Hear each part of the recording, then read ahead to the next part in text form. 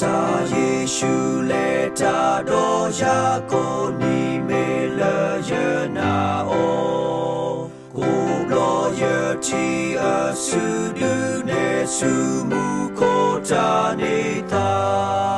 cho bộ yơ cơ bộ ở khi lơ ta khi gla đó ta cơ bộ yơ cơ lệ tơ cô đó ô sơ ya kle ở ba lệ tơ cô đó kri we ô đó qua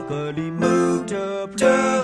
lý ye đa ba ở we đa mê qua sơ ya tô ô nơ khu nê tơ ba lơ ô cơ na đa tơ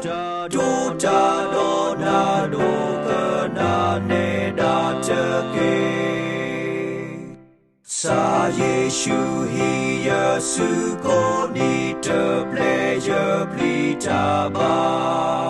ta lê bơ so mê he ba ya to bo yơ tu cơ pa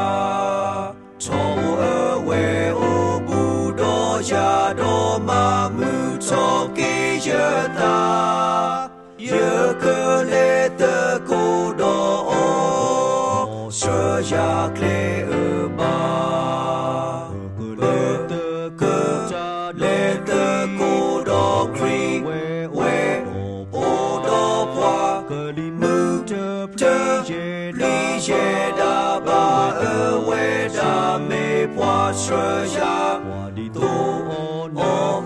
nơ khu nê tơ ba lơ ô cơ na đa tơ tu ta đô na đô cơ na nê đa tơ kê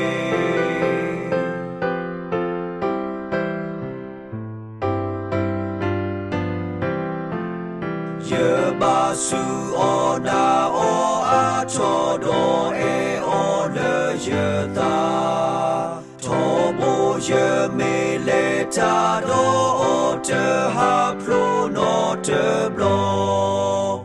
we da cơ ma su cho yơ ta do ma pui yơ ta wi yơ cơ lê tơ cô do o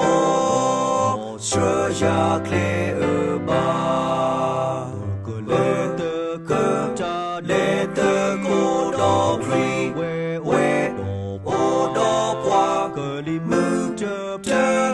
lý ye đa ba ơ we đa mê qua sơ ya tô ô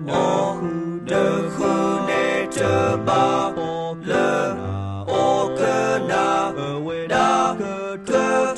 tô ta đô na đô cơ na nê đa tơ kê